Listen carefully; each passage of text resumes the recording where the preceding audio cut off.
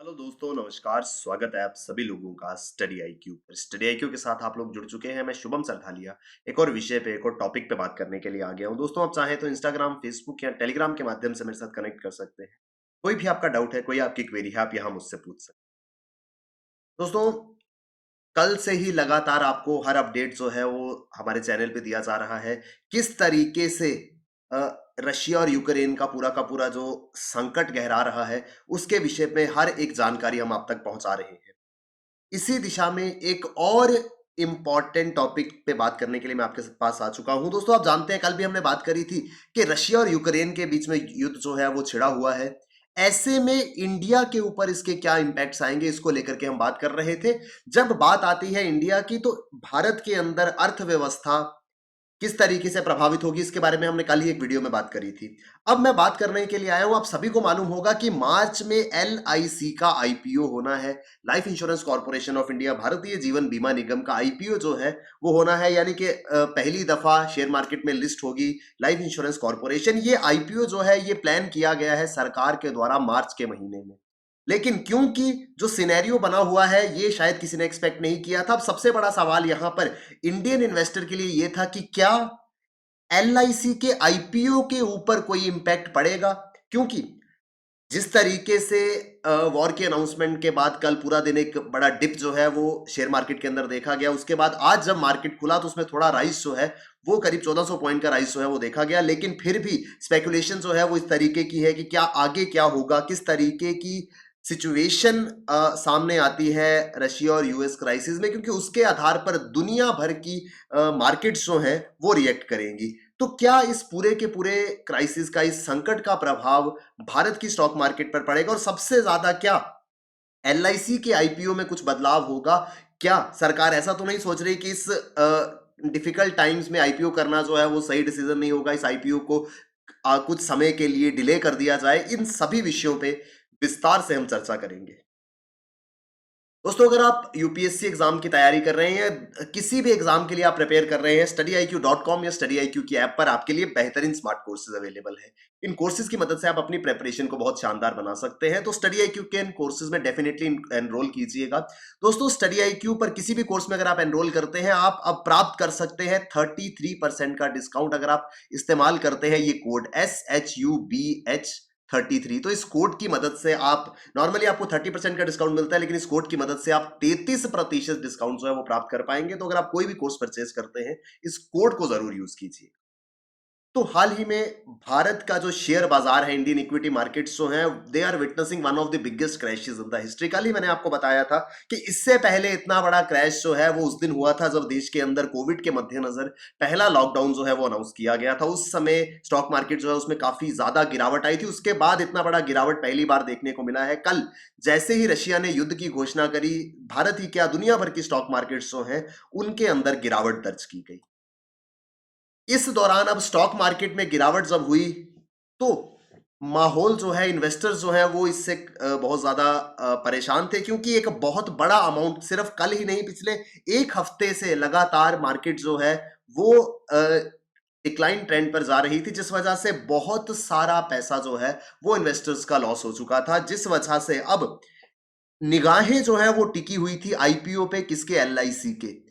इस साल का, और मुझे लगता है इंडियन स्टॉक एक्सचेंज में one of the biggest initial public offerings LIC, जिसके ऊपर बहुत सारे इन्वेस्टर्स की निगाहें हैं। देश का चाहे छोटा इन्वेस्टर हो चाहे बड़ा हो, हर कोई चाहता है कि एलआईसी के आईपीओ में का वो हिस्सा बने, क्योंकि एलआईसी जो है उसकी लिस्टिंग होने वाली है। ये लिस्टिंग सरकार ने प्लान करी थी मार्च में, लेकिन जैसे सिनेरियो बदलता हुआ नजर आ रहा है, ऐसे अनुमान लगाए जा रहे थे कि कहीं सरकार जो है वो इस आईपीओ को डिले ना कर दे, क्योंकि बहुत इंटेंस प्रेशर जो है वो इस समय मार्केट पर है। Investors are constantly losing their money, people are fearing of investing. लोग डर रहे हैं कि ऐसा ना हो हम इन्वेस्ट कर दें और नुकसान झेलना हमें पड़े। ऐसी सिचुएशन में अगर इस समय पे एलआईसी का आईपीओ आता है तो हो सकता है जो डिजायर्ड रिजल्ट्स सरकार के इस आईपीओ से थे वो नहीं मिल पाए। तो इसी चीज को लेकर के असमंजस जो है वो बनी हुई थी। आईपीओ क्या है, आई होप आप जानते होंगे, इसके बारे में हम बात करेंगे। एलआईसी जो कि भारत की एक हमेशा से कैश काउ रही है, एक ऐसी कंपनी जिसने हमेशा प्रॉफिट जो है वो अर्न करके सरकार को दिए हैं। इस कंपनी को सरकार ने इसका कुछ पोर्शन जो है उसको सेल आउट करने की, डिसइन्वेस्ट करने की प्रोसेस जो है वो सरकार ने शुरू किया था। 5% स्टेक्स, एलआईसी जो है वो completely government of India owned subsidiary है, पूर्ण रूप से सरकार, इसकी ओनरशिप जो है सरकार के पास है। लेकिन अब इसमें ज्यादा नहीं, मात्र 5% स्टेक्स जो है उसको सेल ऑफ करने के लिए सरकार जो है वो तैयार थी। लेकिन सरकार के इस पूरे के पूरे प्लान के ऊपर ये रशिया यूक्रेन क्राइसिस का संकट जो है वो मंडरा रहा है।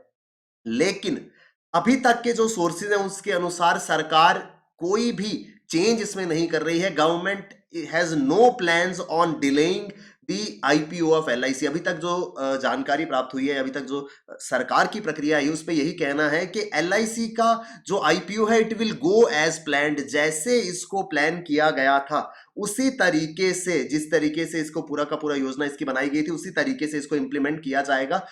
फर्स्ट वीक ऑफ मार्च में जो है अ, इसको लॉन्च किया जाना है। सरकार का कहना है कि भारत के ऊपर कोई बहुत ज्यादा इंपैक्ट जो है उसका नहीं होगा। कल ही दोस्तों मैंने एक वीडियो में बात करी थी कि इकोनॉमिक इंपैक्ट भारत के ऊपर क्या होगा, किस तरीके से प्राइस राइज भारत के अंदर देखने को मिल सकता है। तो सरकार का कहना है कि इससे कोई बहुत बड़ा इंपैक्ट भारत के ऊपर नहीं होगा। हालांकि sources tell that geopolitical tensions potentially push up interest rates and also inflation, but still these could be manageable।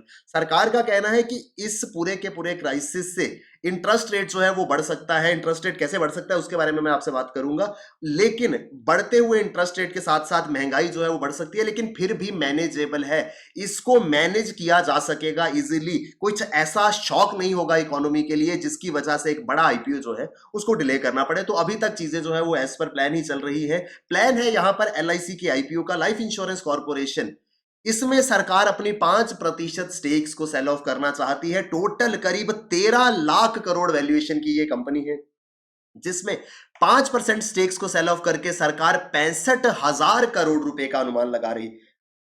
जब सरकार 5% की हिस्सेदारी बेचेगी तो उम्मीद है कि सरकार इससे 65,000 करोड़ रुपीस जो है वो रेज कर पाएगी। 65,000 करोड़ का रेवेन्यू जो है वो सरकार इससे जनरेट कर पाएगी। इस वजह से गवर्नमेंट के लिए भी ये एक बहुत बड़ा आईपीओ होगा और उसी के साथ में भारत के इन्वेस्टर्स के लिए भी, क्योंकि एलआईसी एक ऐसी कंपनी रही है जिसने कॉन्स्टेंटली प्रॉफिट्स जो है वो बुक किए हैं। दुनिया की टॉप 5 इंश्योरेंस कंपनीज में से एक है। मिलियंस की तादाद में पॉलिसीज जो है इसके द्वारा इशू की जाती हैं और इस ही वजह से कंपनी जो है वो 13 लाख करोड़ की वैल्यूएशन पे जो है वो आज मौजूद है। और इस तरीके की कंपनी में हर कोई इन्वेस्ट करना चाहता है, लेकिन अभी तक वो प्रावधान नहीं था क्योंकि ये कंपनी जो है वो लिस्टेड नहीं थी। पहली दफा सरकार इसको लिस्ट करने वाली है, इस वजह से इसका आईपीओ किया जा रहा है। आईपीओ क्या होता है? जब किसी भी कंपनी के शेयर्स पहली दफा लिस्ट किए जाते हैं। आप सभी जानते हैं कि जितनी भी लिस्टेड कंपनीज हैं वो अपनी ओनरशिप को through the means of share जो है वो सेल करती है। मान लीजिए एक कंपनी है जिसकी वैल्यूएशन 100 करोड़ की है। इस 100 करोड़ की कंपनी में 4 पार्टनर्स हैं, तो हर एक पार्टनर 25 करोड़ रुपए की वैल्यू जो है वो होल्ड करता है। अब ये कंपनी डिसाइड करती है कि ये कंपनी आईपीओ करेगी, यानी ये कंपनी जो है वो अपने 10% स्टेक्स जो है उसको सेल ऑफ करेगी इन शेयर मार्केट। आप सभी ने अगर शेयर मार्केट में कभी ट्रेड किया है, शेयर मार्केट की आपको जानकारी है, जिस भी प्लेटफॉर्म के थ्रू आप ट्रेड करते हैं आप कभी वहां देखिएगा आपको एलआईसी वहां पर नजर नहीं आएगा। क्यों? क्योंकि अभी तक एलआईसी लिस्ट ही नहीं था। अभी तक लिमिटेड तरीके से ये कंपनी जो है वो ऑपरेट कर रही थी, इसको शेयर मार्केट में लिस्ट नहीं किया गया था। पहली बार इसको शेयर मार्केट में लिस्ट किया जाएगा और कोई भी कंपनी जब उसको पहली दफा लिस्ट किया जाता है उस प्रक्रिया को कहा जाता है आईपीओ, इनिशियल पब्लिक ऑफरिंग। जब पहली बार पब्लिक को ऑफर किया जाता है कि वो किसी कंपनी में स्टेक्स जो है वो परचेज कर सकती है, किसी कंपनी की हिस्सेदारी जो है वो प्राप्त कर सकती है, तो आईपीओ एलआईसी का होने जा रहा है। दरअसल सरकार का उद्देश्य था कि 2021-22 वित्त वर्ष में जो फिस्कल डेफिसिट है, यानी कि सरकार की रेवेन्यू और एक्सपेंडिचर के बीच का जो डिफरेंस है उसको 6.4% पे पैक करना है। सरकार चाहती थी कि जो डिफरेंस है सरकार की अर्निंग्स में और सरकार के एक्सपेंडिचर में, it should not go more than 6.4% of GDP. सकल घरेलू उत्पाद का 6.4% से ज्यादा डिफरेंस जो है वो नहीं आना चाहिए। इसके लिए अब ये डिफरेंस कैसे कम होगा, इसके लिए सरकार ने जो सबसे बड़ा सोर्स अपने रेवेन्यू का रखा था वो है एलआईसी का आईपीओ। इस एक्सपेंडिचर और अर्निंग के गैप को कम करने के लिए दो ही ऑप्शंस है, या तो एक्सपेंडिचर को मिनिमाइज किया जाए या अर्निंग को इंक्रीज किया जाए। एक्सपेंडिचर को मिनिमाइज करना पॉसिबल नहीं था क्योंकि इससे बहुत सारी इकोनॉमिक एक्टिविटीज पे इंपैक्ट पड़ता है, और इकोनॉमिक एक्टिविटीज जो है उनको लगातार बनाए रखना जरूरी है क्योंकि पिछले 2 सालों से कोविड पेंडेमिक के कारण जो सिचुएशन है, आर्थिक गतिविधियों को बूस्ट करना ही एकमात्र ऑप्शन था। यानी कि एक्सपेंडिचर तो जो है वो कम नहीं हो सकता था, लेकिन अर्निंग को इंक्रीज करने के लिए सरकार ने यह रास्ता निकाला कि 5% स्टेक्स जो है वो LIC के अगर हम IPO के थ्रू सेल करते हैं, उम्मीद है सरकार 60,000 करोड़ से 65,000 करोड़ रुपए का फंड जो है, पैसा जो है वो इससे रेज कर पाए। ये सारा का सारा अमाउंट जो है वो सरकार की अर्निंग्स में जाएगा। जब अर्निंग बढ़ेगी तो ऑटोमेटिकली जो फिस्कल डेफिसिट है वो कम होगा, और जो सरकार का उद्देश्य है कि 6.4% फिस्कल डेफिसिट जो है वो GDP का, उसको इतने नंबर पे होल्ड करना है, वो फुलफिल हो पाएगा। तो इस वजह से, क्योंकि सरकार के सामने एक अपना टारगेट भी है जिसको फुलफिल करना है कि 2021-22 वित्त वर्ष में फिस्कल डेफिसिट को GDP के 6.4% से ऊपर जो है वो नहीं जाने देना है, इस वजह से सरकार अभी तक कोई भी चेंज जो है वो इसमें नहीं ला रही है। एज प्लान्ड ये पूरा का पूरा IPO होने वाला है। तो सरकारी सूत्रों के अनुसार मार्च में दलाल स्ट्रीट या शेयर मार्केट में IPO जो है वो होने वाला है, जिसमें 5% स्टेक्स जो है वो पब्लिक सेक्टर इंश्योरर की सेल ऑफ की जाएंगी। क्यों ये पूरा का पूरा कैलकुलेशन जो है वो सरकार द्वारा किया जा रहा है कि कोई भी इंपैक्ट जो है वो नहीं होगा या बहुत ज्यादा इंपैक्ट जो है वो नहीं होगा। इंडियन इन्वेस्टर जो है, जो LIC के IPO में इन्वेस्ट करने वाला है, वो इजीली इन्वेस्ट करेगा, या इस पूरे के पूरे क्राइसिस की वजह से इन्वेस्टमेंट पावर जो है वो कम नहीं होगी। ये सरकार क्यों सोच रही है, उसके पीछे रीजन है। मैंने आपसे कल भी बात करी थी कि इस पूरी की पूरी सिचुएशन में सबसे पहला इंपैक्ट जो भारत के ऊपर होगा वो होगा क्रूड ऑयल की वजह से। कच्चे तेल की कीमतें जो है उसमें इंक्रीज आएगा। जब कच्चे तेल की कीमत इंक्रीज होगी तो डायरेक्टली और इनडायरेक्टली वो सारे के सारे सेक्टर्स जहां पे क्रूड ऑयल या उसके डेरिवेटिव्स का इस्तेमाल होता है, वहां पर कॉस्ट जो है वो इंक्रीज होगी। प्लस क्रूड ऑयल की डिमांड ग्लोबली जब इंपैक्ट होगी, क्योंकि एक बड़ा सप्लायर, दुनिया का दूसरा सबसे बड़ा सप्लायर क्रूड ऑयल का, अगर इन दी स्टेट ऑफ वॉर है तो वहां से एक्सपोर्ट जो है वो पूरे तरीके से नहीं हो पाएंगे। इस वजह से सारे के सारे कंट्रीज जो रशिया से ऑयल इंपोर्ट करते थे वो दूसरे सोर्सेज की ओर जाएंगे। प्लस क्योंकि लगातार यूनाइटेड स्टेट्स ऑफ अमेरिका और अन्य देशों द्वारा रशिया के ऊपर सैंक्शंस लगाए जा रहे हैं, ट्रेड सैंक्शंस लगाए जा रहे हैं, जिसके तहत जो ट्रेड टाइज हैं उसमें कमी आएगी। यानी कि अब वो सारे के सारे कंट्रीज जो पहले रशिया से क्रूड ऑयल परचेज करते थे, they will have to look for other alternatives. Russia से हट करके जब वो दूसरी कंट्रीज के पास जाएंगे, organization of petroleum exporting countries, OPEC के अगर हम बात करें, यानी कि अब ओपेक के पास डिमांड जो है वो इंक्रीज करेगी। जब ओपेक के पास डिमांड इंक्रीज करेगी तो अल्टीमेटली प्राइस जो है वो इंक्रीज हो सकता है।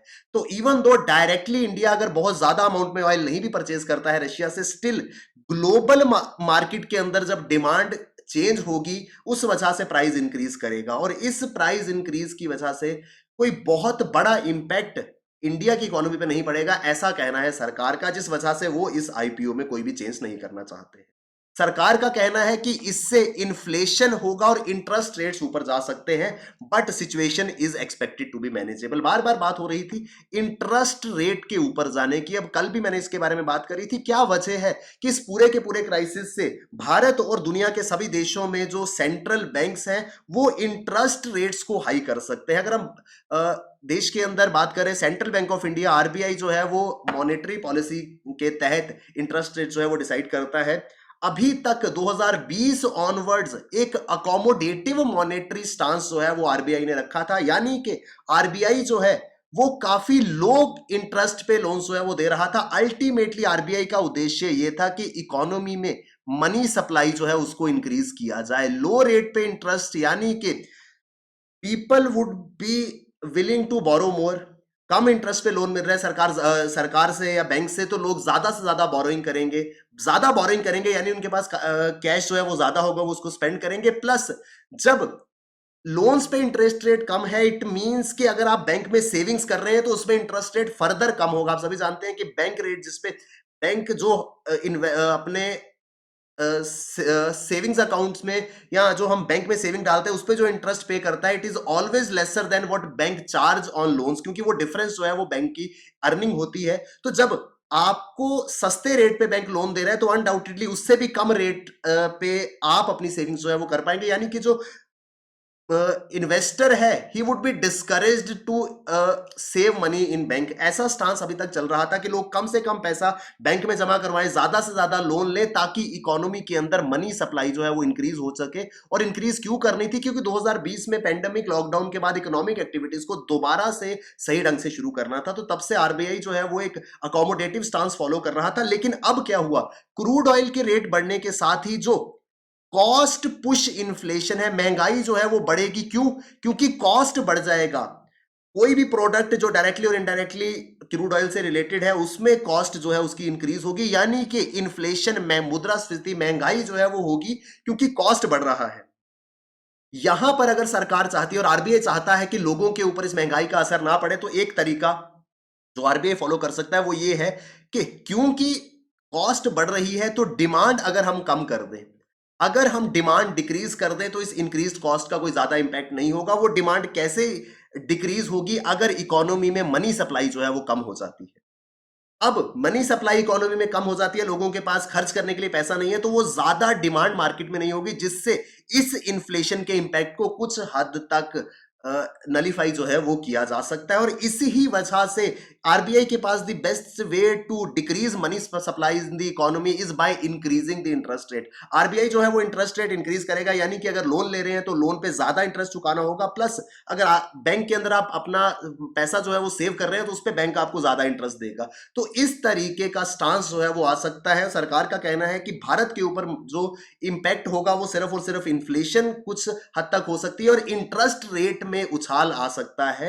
यह कहना है सरकार का। कोई बड़ा प्रभाव या बड़ा शॉक जो है यहां पर इकोनॉमी को नहीं लग रहा है, जिस वजह से जो एलआईसी का आईपीओ है वो अभी तक की इंफॉर्मेशन के अनुसार एज प्लान्ड ही होगा। हो सकता है अगर कुछ और डेवलपमेंट्स आने वाले दिनों में इस पूरे के पूरे क्राइसिस में होती हैं जो बहुत मेजर है, उस सिचुएशन में इस आईपीओ पे कुछ ना कुछ प्रभाव जो है वो हो सकता है।